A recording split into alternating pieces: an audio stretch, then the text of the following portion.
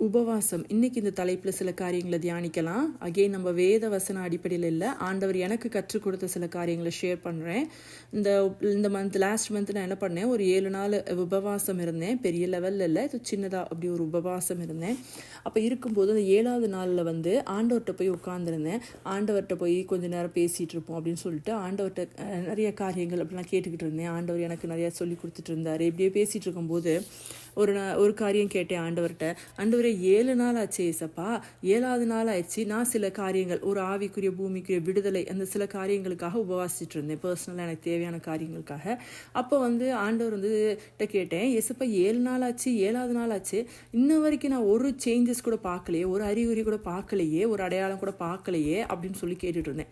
அப்போ ஆண்டவர் சொன்னார், 7 நாள் நீங்கள் உபவாசம் இருந்துட்டு 7வது நாள் அப்படியே வானத்தை திறந்து பொத்துன்னு உனக்கு ஒரு மூட்டையை போட்டுருவேன்னு நினச்சியோ அப்படின்னு சொல்லிட்டு ஆண்டவர் சொல்லி கொடுத்தாரு. எஸ்தர் ராணியோட புத்தகத்தில் படிச்சியா அப்படின்னு எனக்கு காரியத்தை எப்படி சொல்லி கொடுத்தாருன்னா, எஸ்தர் ராணி 3 நாள் உபவாசம் இருந்தாங்க. 3 நாள் உபவாசித்துட்டு ஆண்டவர் சொன்னார், எதுக்காக அவங்க உபவாசிச்சு இருந்தாங்க, அவங்க யூதர்களுக்கு அகெயின்ஸ்டாக யூதரெல்லாம் கொலை செய்யணும்னு சொல்லி ராஜா உத்தரவு பிறப்பித்திருந்தார். அதை அவங்க அதை மாற்றணும், அவங்களுக்கு ஹெல்ப் பண்ணணும்னு சொல்லிட்டு அவங்க என்ன பண்ணுறாங்க, உபவாசிக்கிறாங்க. அப்போ 3 நாள் உபவாசித்துட்டு ஆண்டவர் கேட்டார், 3 நாள் உபவாசித்து முடிச்ச உடனே 3வது நாள் டக்குன்னு ராஜா ஓகே கட்டளையெல்லாம் கேன்சல் பண்ணியாச்சு, இனி யூதர்களுக்கெல்லாம் ஆபத்து இல்லைன்னு சொன்னாரா அப்படின்னு கேட்டார். இல்லை ஆண்டவரே அப்படின்னு. அப்போ 3 நாள் கழிச்சு என்ன நடந்துச்சு அப்படின்னு.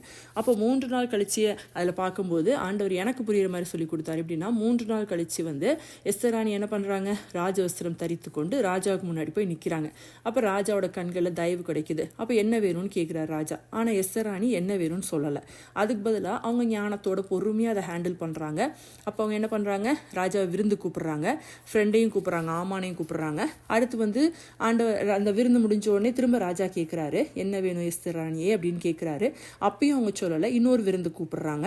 அப்போ இன்னொரு விருந்து முடியுது. அப்போ தான் அவங்க மெதுவாக இந்த மாதிரி ஆமான் எங்கள் யூதர்கள் எல்லாம் கொல்ல பார்க்குறான் அப்படின்னு சொல்லிட்டு சொன்ன உடனே ஆமானை அதை அழிச்சிடுறாங்க. அப்புறமேல் ராஜா என்ன பண்ணுறாரு, அந்த ஆமானுடைய அரண்மனை இது எல்லாத்தின் மேலே ராணிக்கு அதிகாரம் கொடுக்குறாரு. அப்புறம் ராணி திரும்ப ராஜா கிட்ட யூதர்களுக்காக மன்றாடும் போது மறுபடியும் ராஜா அரண்மனையிலிருந்து உத்தரவு பிறப்பிக்கப்பட்டு அப்போ எல்லா யூதர்களும் காக்கப்படுறாங்க. இது எல்லாருக்கும் தெரிஞ்ச விஷயம். அப்போ ஆண்டவர் என்ன சொல்லி கொடுத்தாருன்னா, அப்போ 3 நாள் உபவாசம் முடிச்ச உடனே காரியங்கள் தானா நடக்கலை.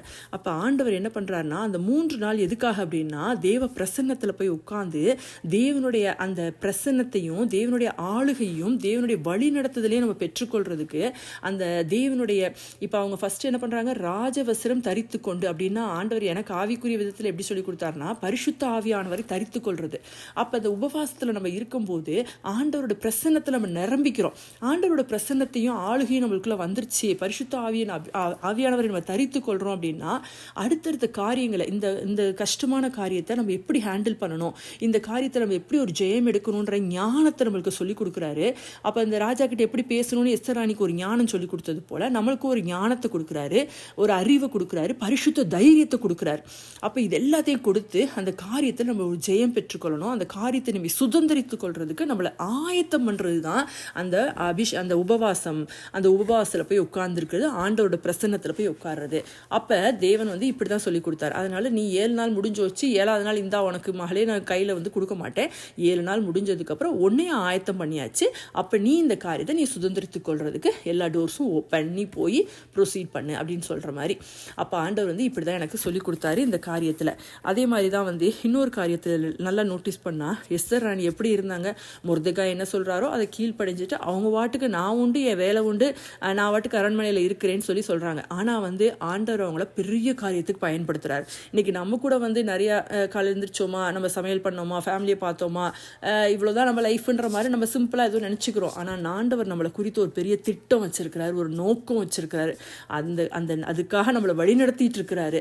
அதனால தேவனோட சமூகத்தில் போய் அதிகமாக தேவனோட உட்காருவோம், தேவனுக்கு ஒப்பு கொடுப்போம், தேவனோட பிரசன்னத்தில் நிரம்புவோம். தேவன் பெரிய காரியங்களை செய்வார், நம்மளை குறித்த திட்டங்களை நிறைவேற்றுவார். அதனால இன்னைக்கும் நம்ம அந்த தேவ பிரசன்னத்தை அதிகமாய் நாடணும். தேவனோட சமூகத்தில் போய் அதிகமாய் உட்காரும் போது தேவ பிரசன்னமும் ஆளுகையும் நம்மளுக்குள்ள வரும்போது நம்ம ஞானத்தோட, புத்தியோட, விவேகத்தோட, அந்த பரிசுத்த தைரியத்தோட நம்ம எல்லா காரியங்களையும் நம்ம செயல்படுத்துவோம். அதில் நம்மளுக்கு ஒரு ஜெயம் கிடைக்கும். இதான் ஆண்டவர் எனக்கு சொல்லி கொடுத்தாரு. அது உங்களுக்கும் ஆசீர்வாதமாக இருக்கும்னு நம்புகிறேன். God bless you all.